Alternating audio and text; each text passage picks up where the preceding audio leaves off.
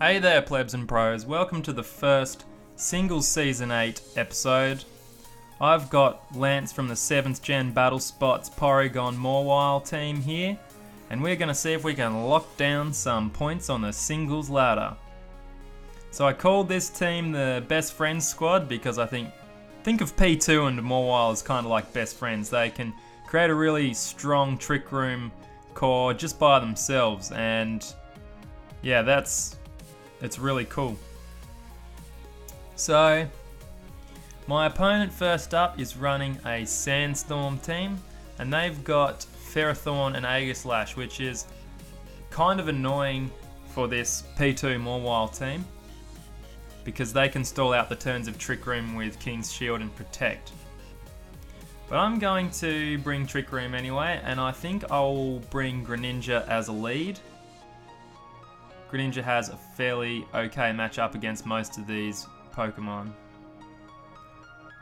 So Greninja is my only original addition to this team. The other 5 are all Lance's spreads and movesets. He managed to get to 2,000 points with the team, and that's really impressive. I've managed to get to 1,800 with it in Season 6.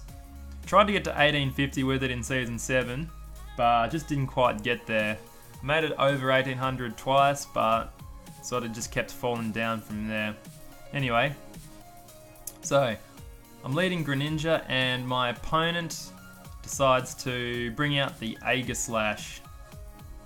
So the thing about this matchup is I could go for Dark Pulse, get the big damage, hopefully maybe a flinch. But they can probably KO me back with Sacred Sword if I try to do that. I don't mind being in that position so much because Porygon 2 can pick up the KO on Aegislash with a Shadow Ball with follow-up. So big damage there, and very nice. Greninja gets the flinch proc. So that was very lucky, very nice start to the game for me. So my opponent switches out. I have elected for another Dark Pulse, and they reveal Gyarados. So, could be Mega Gyarados. I'm sure they've got Mega Salamence, but it could be just a dual Mega team. You do see the Z-move Gyarados quite a bit on the battle spot now. It's picking up popularity. In any case, I'm going to make the hard switch into Porygon 2 because I'm expecting a Dragon Dance, and if it's Dragon Dance we need to get Trick Room up as soon as possible. So we get the attack boost there, a little bit unfortunate. Porygon 2 really likes to get the special attack boost, but Gyarados has got that stronger special defense. So we see it is Mega Gyarados, and they do go for Dragon Dance. So Porygon 2 can tank a +1 Waterfall fairly easily. The problem will be whether or not Gyarados gets the flinch proc. So we'll see if they want to try and flinch me. They do go for the Waterfall, so this should be fairly big damage. Doing just under half health there. So we get the Trick Room off, which is really cool. And now I'm in a bit of a pickle. It's great that I've got my Trick Room up, but now I just kind of have to figure out what I want to do. I kind of have 3 choices. I can either go for the Tri-Attack and get some nice damage onto Gyarados. I could switch into Mawile. I don't really want to make the switch into Mawile just yet, because if they go for a Waterfall, they'll be back to like their normal attack stat, and Mawile will be taking quite a bit of damage from a Waterfall. Or I could try and catch the Aegislash on the switch with Shadow Ball. So obviously I know that they've got Aegislash, and they don't know that I'm packing the Shadow Ball yet. So that's probably the option that I should have gone for. So I fire off a Tri-Attack and it does nothing to Aegislash, so a bit of a waste of a turn there, unfortunately. So now I'm thinking, okay, I don't really want to hang around and deal with having my turns of Trick Room wasted, so I'll make the hard switch into Mawile. I don't think they're going to go for the Shadow Ball into the Porygon 2. And they fire off a Toxic. So, because it's Toxic Aegislash, that means that it's probably not as it's probably not going to be as offensive as it normally is. And it might only have maybe Shadow Ball to hit me. So I'm going to go for a Swords Dance here. Shadow Ball won't be doing quite as much damage to Mawile once it has Mega Evolved. And they just want to withdraw anyway. So they bring out Zapdos. Now, I know that a +2 knockoff from Mega Mawile can get the one-shot on some variations of Heatran. So I'm feeling fairly confident about just going for the knockoff here on Zapdos and feeling like I should be able to get the KO. So just going to go for the knockoff there. Play Rough would definitely get the KO, but knockoff only just leaves Zapdos on a sliver of health and it fires back with a Heat Wave. So that's rather unfortunate there. A bit of a misplay on my part. I should have gone for Play Rough. So now I'm firing off a Sucker Punch. Sometimes players, when they see knockoff, they think maybe that my Mawile doesn't have Sucker Punch because that's double Dark move, but Sucker Punch is fairly invaluable on Mawile. So I'm mulling it over in my head now. Like, do they roost here? Or do they go for an attack? And I kind of think that after you reveal Sucker Punch the first time, most players don't think that the second Sucker Punch will be coming. So I kind of feel like this guy might just like to go for an attack now. So I fire off another Sucker Punch. And hopefully we can knock this Zapdos out. The big threat will be figuring out how to deal with the Gyarados in the back once it comes in. So we connect the Sucker Punch there. Luckily my opponent decided to go for the attack, anticipating that I wouldn't risk the second Sucker Punch. So we get that play right, which is nice. Gyarados back onto the field now.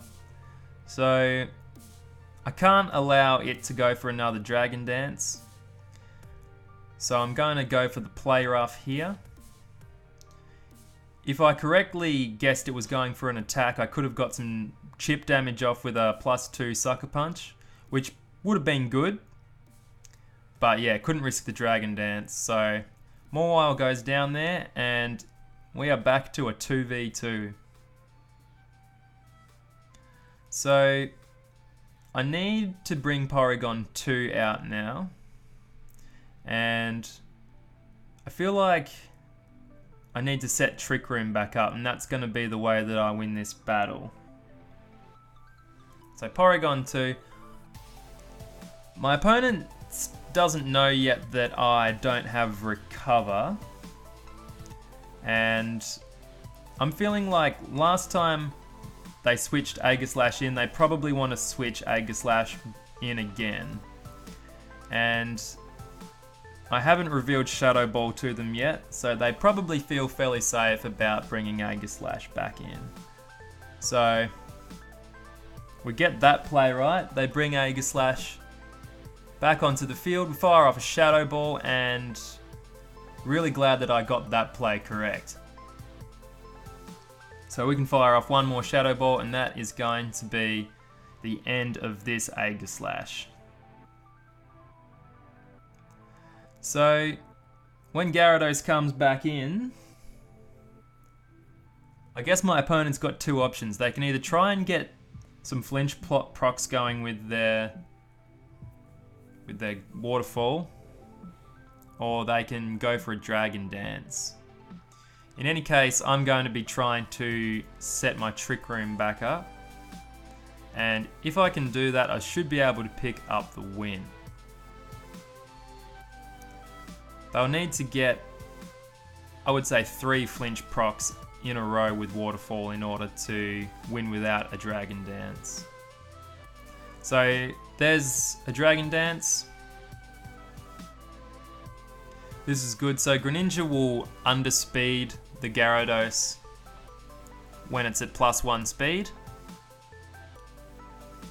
So it will be outspeeding the Gyarados under the Trick Room. And Porygon 2 can just fire off tri-attacks until its heart's content. So we get 1 tri-attack there. Here comes the Waterfall. Hopefully it doesn't get a crit or anything like that. Porygon 2 holds on by a sliver of health. So now we get to fire off another tri-attack, and that is going to be game over for my opponents. They go for a Dragon Dance there. Interesting choice. I guess that's a bit of an indication that they've given up on this match, which I suppose is fair enough. 1 more tri-attack is going to seal this game up. So they decide to forfeit, and we get the victory for game 1. So moving on to the second battle now. So yeah, the Kartana on this team is a really cool set that Lance created. Fantastic Charizard bait, or at least it used to be. So basically you get the Charizard matchup versus Kartana and you just one-shot it with Breakneck Blitz. Doesn't happen so much anymore because most Charizards these days are a bit bulkier. Bulky Charizard is really kind of the flavor of the month right now. So my second opponent has got a Volt Turn team with Scizor and Manectric, and they've also got the double Intimidate, and they've got the Breloom lead as well. So I've seen this style of team quite a bit before. The thing about Breloom is it forces my team to go for a very particular lead. I have to bring Landorus and Kartana, so although I kind of am forced to bring them, I tend to find that I don't mind the Breloom matchup. I tend to win most matches against Breloom leads. So yeah, the Landorus just U-turns into Breloom after it intimidates, and then you switch the Kartana in and dodge the Spore or tank a Rock Tomb. Yeah, so then you just tank the Mach Punch from Breloom, which doesn't really do too much damage after the Intimidate, and then you just knock it out and go from there with your +1 Kartana. So sending out the Lando first. Let's see who my opponent decides to lead with. Manectric. So, Mega Manectric always carries Hidden Power Ice these days. Hidden Power Ice is very important for Mega Manectric. It's probably, yeah, it's what makes it viable, really. So, my opponent, I'm thinking they probably stay in. They're probably feeling fairly confident with their Intimidate and their Hidden Power Ice. But we are going to show them just how much Landorus doesn't care about Intimidate or Hidden Power Ice. This is Assault Vest Landorus, and it has got quite a bit of bulk investment. Even after the Intimidate, Landorus can one-shot Manectric with an Earthquake, no problem. And Manectric, taking a lesson there, all about how much Landorus doesn't care about its Hidden Power Ice. And it goes down. So, Gliscor out onto the field now, and this is pretty juicy. I can bring Kartana in here fairly safely, I feel. Gliscor usually doesn't carry moves that Kartana needs to worry about too much. The common sets on Gliscor are Protect, Substitute, and either like Toxic or Earthquake, Guillotine. Anyway, some very interesting tech there. They've got Ice Fang. So my opponent has 2 hidden kind of ice moves to deal with those Landorus and Salamence teams. So I'm just going to go for Swords Dance here. Kartana is going to be in a very threatening position once it gets off a Swords Dance. And it's going to be glorious. So my opponent's taking a little while to figure out what they want to do. And they send out Heatran.